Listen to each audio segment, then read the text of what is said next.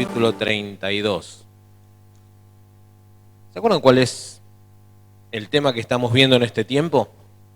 ¿Alguien se acuerda? Hombres y mujeres de fe. Así como Elena me estaba acotando desde allá. Hombres y mujeres de fe es lo que estamos viendo.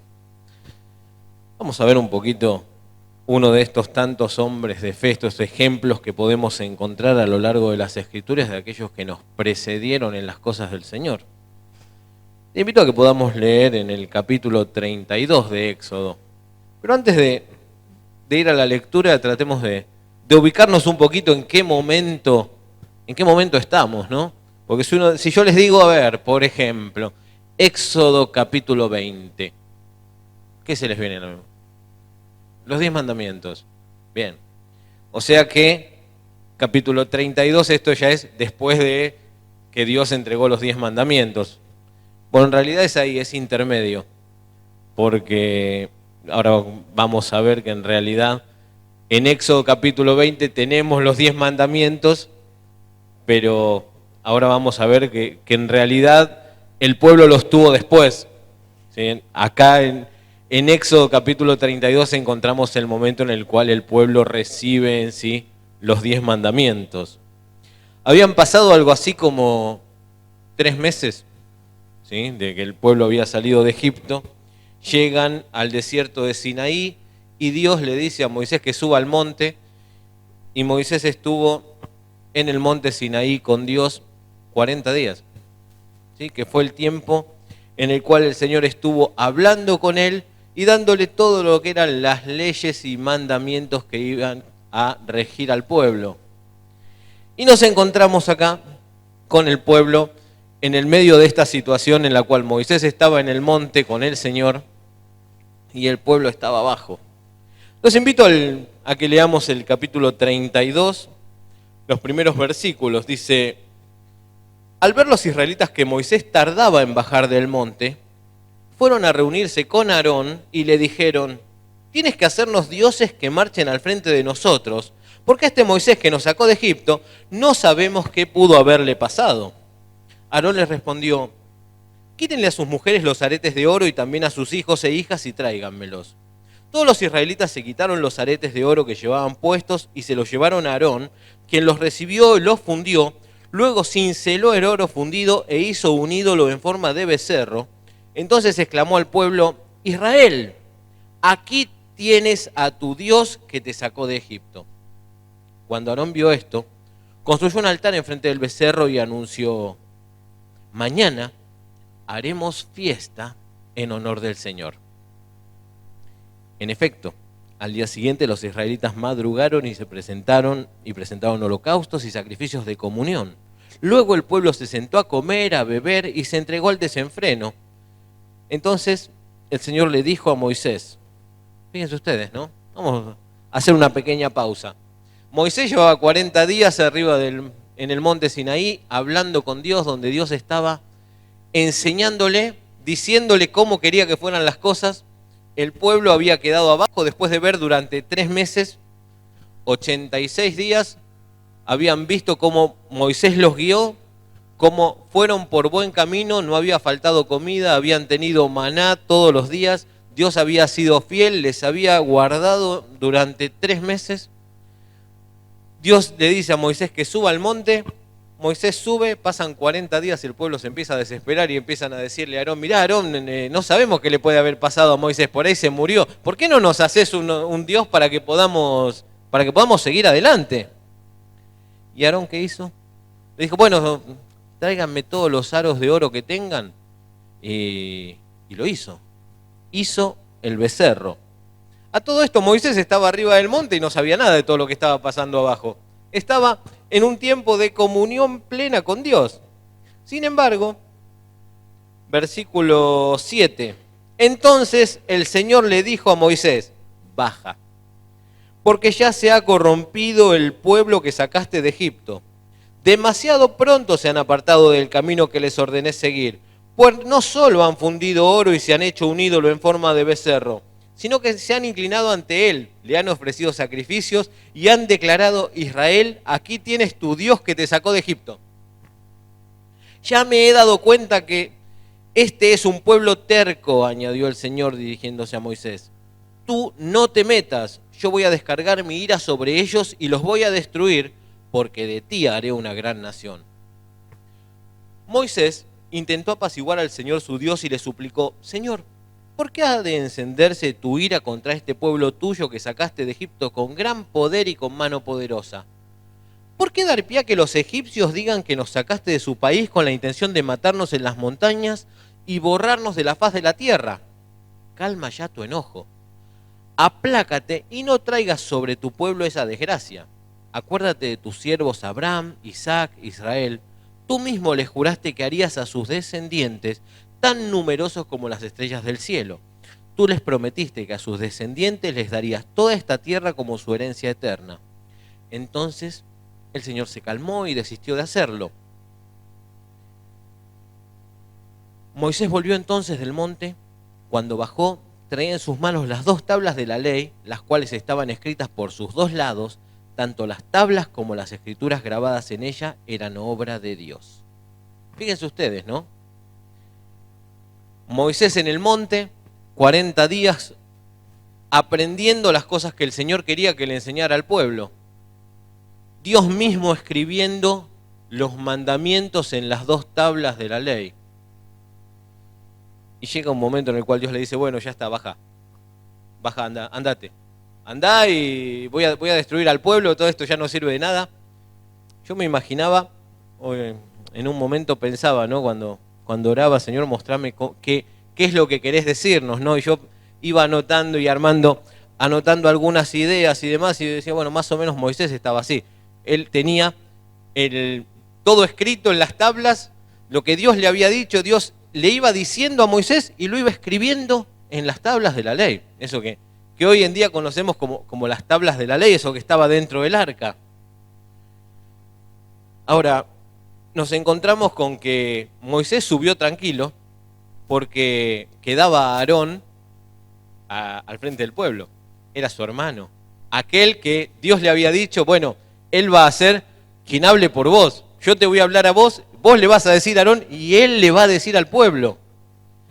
¿Qué mejor que eso, no? Moisés podía estar tranquilo sabiendo que Aarón estaba con el pueblo. Sin embargo, el pueblo viene y lo apuran un poquitito a Aarón, y Aarón, ¿qué hizo? Bueno, denme todo el oro que tengan, vamos a hacer algo. Y ahí nomás hizo un becerro de oro. Que yo pensaba, le debe haber llevado bastante tiempo, porque dice que juntaron todos los aros, fundió el oro, ¿sí? O sea, hizo un bloque de oro con el oro fundido y después dice que lo talló con un cincel. O sea, lo esculpió en oro en realidad. Fue golpeando el oro hasta darle la forma. No creo que haya sido algo que lo haya hecho muy, muy rápido. Se tomó el tiempo para hacerlo. Pero bueno, Dios le manda a Moisés que descienda. Que descienda en todo sentido. Porque si nos ponemos a pensar, Moisés estaba en el monte con Dios. Dios le estaba hablando y le dice, bueno, descendé. Yo creo que Moisés debe haber pensado, bueno, ¿qué es lo que tengo que hacer? ¿Bajar del monte? No, acá no es solo bajar del monte. Tenés que bajar a todo eso. O sea, espiritualmente vas a ir a lo peor. O sea, estás ahora acá conmigo y ahora te toca bajar. Andate a eso que está haciendo el pueblo. Mejor los mato, así no tenés que bajar tan bajo, no tenés que caer tan bajo para hablarle al pueblo. Más o menos algo así era lo que le estaba diciendo Dios a Moisés. Bajá en todo sentido, bajá en lo espiritual. Vas a tener que salir de mi presencia para ir a ver el pueblo en vaya a saber qué cosas adorando un becerro de oro. Le dice, bajá porque ya se ha corrompido el pueblo que sacaste de Egipto. Nos duró algo así como 4 meses y pico. O sea, 3 meses que habían tardado en llegar al monte Sinaí, más 40 días, así que algo así como 4 meses y medio, casi 5 meses. Les había durado y dice, bueno, ya se corrompió el pueblo, no duró mucho. Algo así es lo que Dios le dijo a Moisés en otras palabras, ¿no? Mira, no nos duró mucho la cosa acá, fueron 4 meses y medio, así que andá, bajá, los voy a destruir y de vos y tus hijos voy a ser una nación grande, voy a cumplir mi promesa, pero vamos a empezar de nuevo. Dios le revela a Moisés su ira, su enojo y todo lo que pensaba hacer, que iba a destruir al pueblo, y Moisés intercede por el pueblo. Versículos 11 al 13. Moisés intentó apaciguar al Señor su Dios y le suplicó: Señor, ¿por qué ha de encenderse tu ira contra este pueblo tuyo que sacaste de Egipto con gran poder y con mano poderosa? Y empieza a justificarle su pedido, como si fuera necesario justificar el pedido a Dios, ¿no? Pero Moisés estaba tan comprometido con lo que era el pueblo y con la obra que el Señor iba a hacer, que empieza a justificarle a Dios el por qué no era bueno destruir al pueblo. Entonces le dice: ¿por qué dar pie a los egipcios que digan que nos sacaste de su país con la intención de matarnos en las montañas y borrarnos de la faz de la tierra? Después le dice: calma tu enojo, aplácate, no traigas sobre tu pueblo esa desgracia. Acuérdate de tus siervos Abraham, Isaac, Israel. Tú mismo le juraste que harías a sus descendientes tan numerosos como las estrellas del cielo. Tú les prometiste que a sus descendientes les darías toda esta tierra como su herencia. Bueno, parece que el argumento de Moisés lo tenía bastante claro, se lo presenta al Señor, y en realidad el Señor acepta apaciguar su ira y no destruir al pueblo. Podríamos decir que por su amor y por la intercesión de Moisés. Moisés intercediendo por el pueblo y el Señor apaciguando su ira, nos dice acá la Escritura, y no destruye al pueblo, y le dice a Moisés: bueno, baja, andá. Y Moisés baja con las tablas que Dios le había dado, donde Dios había escrito, dice la Biblia que lo escribió Dios mismo, ¿no? Y Moisés baja con las tablas escritas por Dios, con todo lo que Dios le había dicho. Dice, versículo 17, cuando Josué oyó el ruido y los gritos del pueblo, le dijo a Moisés: ¿se oye en el campamento gritos de guerra? Pero Moisés respondió: lo que escucho no son gritos de victoria ni tampoco lamentos de derrota. Más bien lo que escucho son canciones. Cuando Moisés se acercó al campamento y vio el becerro, las danzas, ardió en ira y arrojó de sus manos las tablas de la ley, haciéndolas pedazos al pie del monte. Qué cosa, ¿no? El que poquito antes le había dicho al Señor: mirá, Señor, no podés destruirlos porque mirá que los pueblos van a decir que nos sacaste de Egipto para matarnos en el desierto. Y Moisés convence a Dios y Moisés llega abajo. Y ahí ve lo que Dios ya estaba viendo. Y tuvo una reacción bastante entendible, tal vez. Porque, ¿qué fue lo que hizo? Tomó las tablas, estas escrituras que Dios le había dado. O sea, no es que Dios le estuvo dictando, diciéndole: bueno, escribí esto, escribí lo otro, sino que Dios mismo lo escribió. Moisés, que venía bajando, me imagino, con el esfuerzo que venía llevándolas, porque no era como llevar hoy en día un pergamino, un libro, o tal vez una tablet con todo escrito ahí, que es livianito, lo llevamos en una mano, en el bolsillo, era escrito en piedra, dice escrito de los dos lados. Para que algo pueda ser grabado de los dos lados debía tener un buen espesor. Sin embargo, Moisés llega abajo a su momento, llega con las tablas ahí, ve al pueblo y rompe las tablas. Dice que las tiró y las rompió. Qué tremendo, debe haber pensado: bueno, y yo bajo con, primero que nada, ¿qué dijimos que tenía, que le había dado? ¿Qué estaba escrito ahí, entre otras cosas? Los 10 mandamientos. ¿Y qué dicen los 10 mandamientos? A ver, ¿cómo empezaban?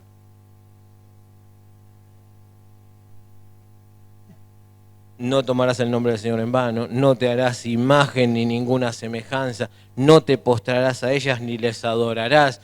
Viene bajando y dice: todavía ni se los leí y ya no cumplieron con todo esto. Agarró y las rompió. Más o menos así fue la reacción de Moisés.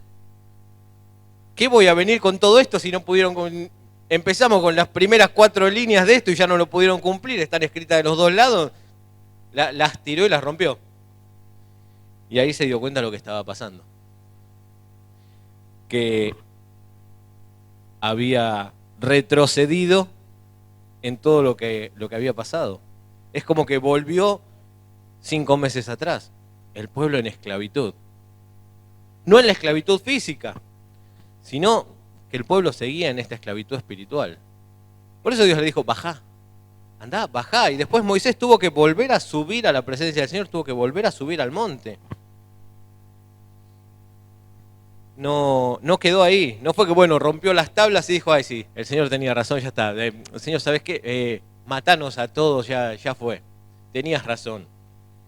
Porque creo que cuando Moisés llegó ahí con las tablas y las rompió, más o menos su sensación debe haber dicho, sí, tenías razón, tenías que habernos matado. ¿Para qué me esforcé por pedirte que no y tratar de convencerte si después de todo tenías razón? Y si seguimos leyendo, más adelante, versículos 30 en adelante, al día siguiente, ya un poquito más apaciguado, dice, al día siguiente Moisés le dijo a los israelitas, ustedes han cometido un gran pecado, pero voy a subir ahora para reunirme con el Señor y tal vez logre yo que Dios les perdone su pecado. ¿Qué pecado tan grande ha cometido este pueblo al hacerse dioses de oro? Le decía Moisés al Señor. Sin embargo, yo te ruego que les perdones su pecado, pero si no vas a perdonarlos, bórrame del libro que has escrito. El Señor le respondió a Moisés, solo borraré de mi libro a quien haya pecado contra mí. Tú ve y lleva al pueblo al lugar del que te hablé. Delante de ti irá mi ángel. Llegará el día en que deba castigarlos por su pecado, y entonces los castigaré. Fue así como por causa del becerro que había hecho Aarón, el Señor lanzó una plaga sobre el pueblo. Fíjense ustedes, ¿no? Moisés vuelve a subir. Vuelve a la presencia del Señor a pedir que el Señor los perdone. En realidad Moisés ya sabía, porque había pasado un día que Moisés había bajado. Moisés ya sabía que Dios no los iba a destruir, porque el Señor se lo había dicho. Moisés ya le había pedido que no destruya al pueblo. Entonces, ahora tiene que subir. Dice, voy a pedir al Señor que nos perdone. Nuevamente a interceder por su pueblo. Subiré ahora, les dijo Moisés. Subiré ahora y tal vez logre que el Señor perdone nuestros pecados. Otra vez volvía con argumentos. ¿Y con qué argumento empezó Moisés? Seguramente, y sí, Señor, tenías razón. El pueblo es duro de servir, no entiende, pero bueno, nos vas a perdonar. Y empezó a pedir perdón por el pueblo, seguramente. Y Dios le dijo que iba a ser justo. Fíjense ustedes, no, porque esto que dice acá, el versículo 33 en adelante, el Señor le respondió a Moisés, solo borraré de mi libro a quien haya pecado contra mí. Tú ve, lleva al pueblo al lugar del que te hablé, delante de ti irá mi ángel. O sea, el plan de Dios se seguía cumpliendo. Dios había perdonado al pueblo y les dice que iban a seguir avanzando y iban a llegar a la tierra que él había prometido, al lugar que él había prometido. Bueno, tal vez Dios podría haberles entregado la tierra en este momento, o sea, a los 3 meses y un poquito, y fueron necesarios 40 años para que pudieran tener la tierra que Dios había prometido. Pasó tiempo, se perdieron bendiciones, pero el plan de Dios se cumplió. En cierta forma, cuando Moisés pide perdón al Señor por el pueblo, Dios los perdona. Y es algo que pasa en nuestras vidas también. Dios no está esperando para castigarnos. No está esperando que nos equivoquemos para decir, yo tenía razón. yo tengo razón, yo te conozco, yo sé cómo soy, yo sabía que ibas a hacer esto. Israel, yo sabía que, por eso en los mandamientos puse que no tenías que adorar otros ídolos, que no tenías que hacerte ídolos, que no tenías que adorar, yo te conozco, y mirá lo que hiciste. Y el pueblo se arrepintió y Dios lo olvidó. Pero hay una cosa que no se borró del pueblo, la consecuencia del pecado. Muchas veces en nuestra vida pasa lo mismo. Pecamos, hacemos cosas mal, vamos al Señor, nos arrepentimos, pedimos perdón, el Señor nos perdona. Y creemos que ya está, que ya fue.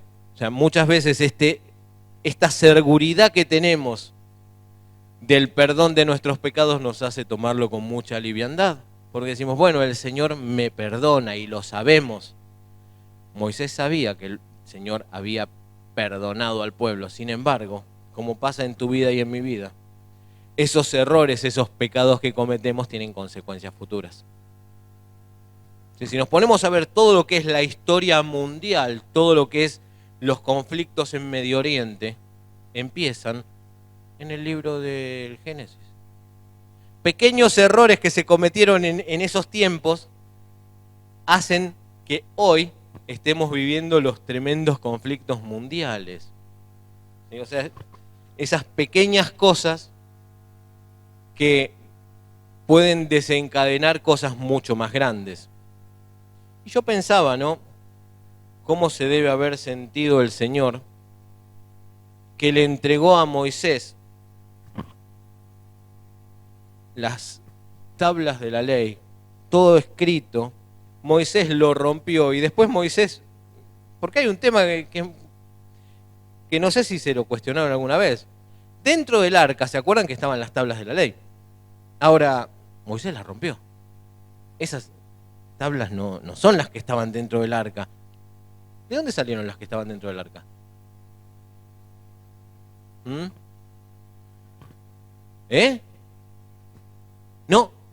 No dice que se las volvió a dar. Si leen, van a ver que lo que nos dice en el libro de Éxodo es que Moisés tuvo que subir nuevamente a la presencia del Señor y él, Moisés, tuvo que reescribir lo que Dios había escrito antes. O sea, llevó tiempo y tuvo que cambiar. O sea, el propósito de Dios para el pueblo en ese momento era que tuvieran la ley escrita en las tablas. Ahora, Moisés las rompió en su ira, en este acto humano, rompió las tablas, pero Dios quería que las tuvieran. Tranquilamente, Moisés podría haberle dicho, bueno, Señor, total, no llegué a leérselas. Ya está. Vos y yo sabemos todo, yo se los voy contando, se los voy explicando, total. Vos me dijiste todo, yo me acuerdo, yo se los voy contando al pueblo de a poquito, así, viste, de a poco para que lo entiendan. No, Moisés, escribílas de nuevo porque lo tienen que tener escrito. Muchas veces no le damos importancia a lo que es la palabra de Dios escrita, ¿no? Y un poco el hecho de lo que vivió el pueblo de Israel, lo que vivió Moisés, nos hace pensar en la importancia de que la gran bendición que tenemos hoy de poder tener la palabra de Dios escrita y que podemos llevarla, podemos leerla y no nos es complicado. Imagínense si tendríamos la Biblia escrita en piedras. Sería un poco complicado traer nuestras Biblias, ¿no? Te invito a que podamos buscar en la primera epístola de Juan, el capítulo 5. Juan nos dice, primera de Juan, capítulo 5, versículos 13 en adelante. Les escribo estas cosas a ustedes que creen en el nombre del Hijo de Dios para que sepan que tienen vida eterna. Esta es la confianza que tenemos al acercarnos a Dios, que si pedimos conforme a su voluntad, Él nos oye. Y si sabemos que Dios oye todas nuestras oraciones, podemos estar seguros de que ya tenemos lo que le hemos pedido. Algo así es lo que vivió Moisés, ¿no? Si alguno, versículo 16, ve a su hermano cometer un pecado que no lleva a la muerte, ore por él y Dios le dará vida. Me refiero a quien comete un pecado que no lleva a la muerte. Hay un pecado que sí lleva a la muerte y en ese caso no digo que se ore por él. Toda maldad es pecado, pero hay pecado que no lleva a la muerte. Sabemos que el que ha nacido de Dios no está en pecado. Jesucristo, que nació de Dios, lo protege y el maligno no llega a tocarlo. Sabemos que somos hijos de Dios y que el mundo entero está bajo el control del maligno. También sabemos que el Hijo de Dios ha venido y nos ha dado entendimiento para que conozcamos al Dios verdadero. Y estamos con el verdadero, con su Hijo, Jesucristo. Este es el Dios verdadero y la vida eterna. Queridos hijos, apártense de los ídolos. Fíjense ustedes, pasaron años, ¿sí? 2000 años casi, que se escribió esto. Más de 2000 años entre lo de Moisés, unos 2000 años entre que fue el incidente de Moisés en el monte Sinaí a que Juan escribió esto. Sin embargo, la recomendación sigue siendo la misma. Está hablando Juan hablando a hijos de Dios, a nosotros. Y la recomendación final es: apártense de los ídolos. ¿Será que es muy fácil caer en idolatrar las cosas? Porque podemos decir, no, el pueblo porque venía acostumbrado a la idolatría y bueno, y Aarón les hizo un becerro. O sea, tuvieron que dar sus aros, fundirlo, tallarlos. No, eso era idolatría.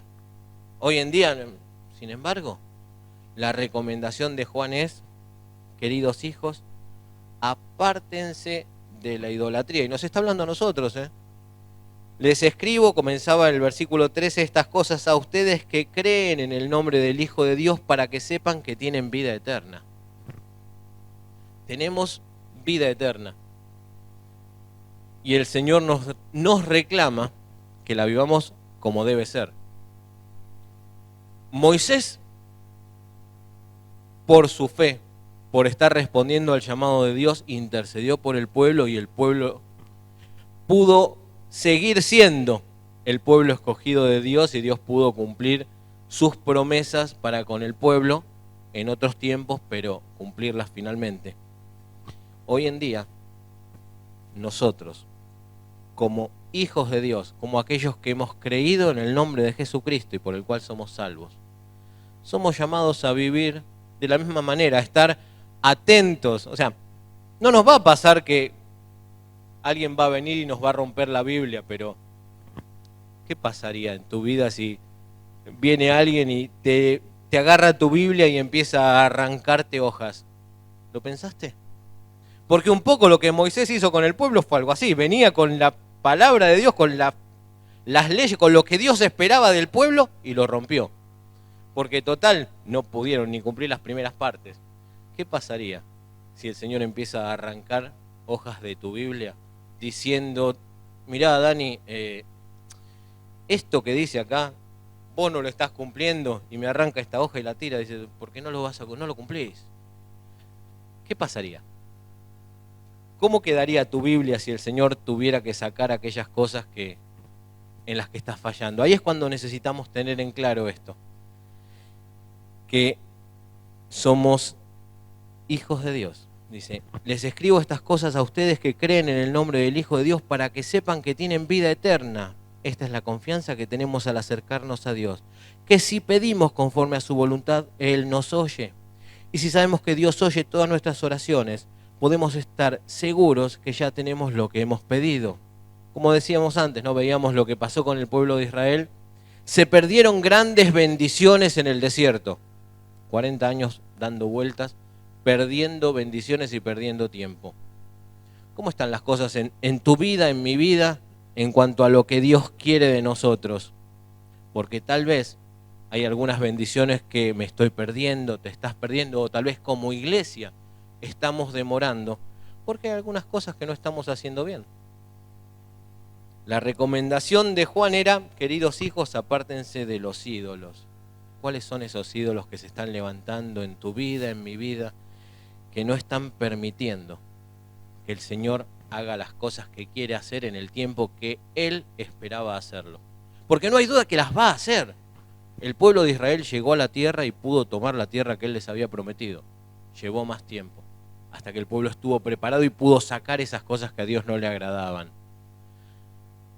Te invito a que podamos estar poniendo nuestras vidas delante del Señor, porque tal vez hoy en día decir apártense de los ídolos sería vano, no tiene sentido, no tenemos ídolos, podríamos decir, pero ¿cuáles son esos ídolos, esas cosas que se están levantando en tu vida y en la mía, que demoran el obrar de Dios en nuestras vidas?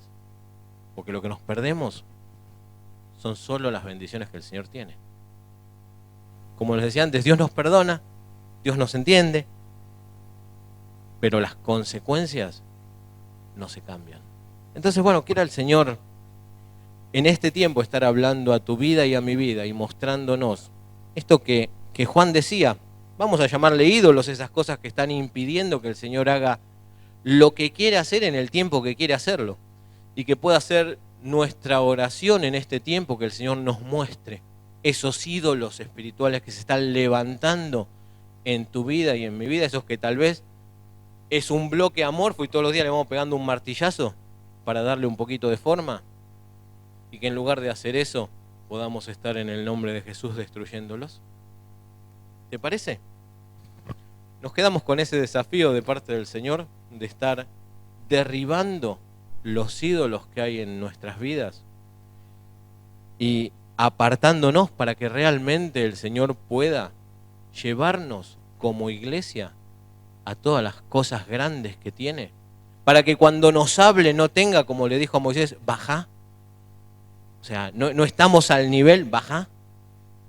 Que el Señor pueda hablarnos y podamos estar en su presencia sabiendo que el Señor no tiene obstáculos de las cosas que hay en nuestras vidas para hacer su obra, que podamos ser instrumentos útiles. ¿Te parece? Nos ponemos de pie y oramos.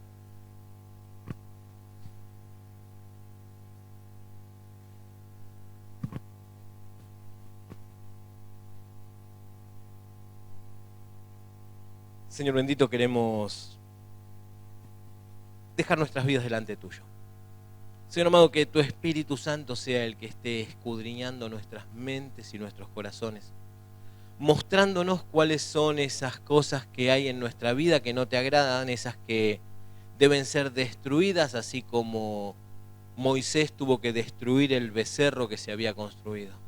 Señor amado, que sea tu Espíritu Santo el que esté obrando en nuestras vidas, en nuestras mentes, en nuestros corazones, y derribando todo aquello que se levante, que esté impidiendo que tu obra en nuestras vidas se haga en el tiempo que vos tenés preparado. Señor amado, que no haya obstáculos para que tu reino sea extendido, que podamos ser instrumentos útiles para tu obra en este tiempo. Señor amado, queremos dejar nuestras vidas en tus manos y la vida de nuestra iglesia, para que podamos ser luz cada día en este lugar. En el bendito y santo nombre de Jesús.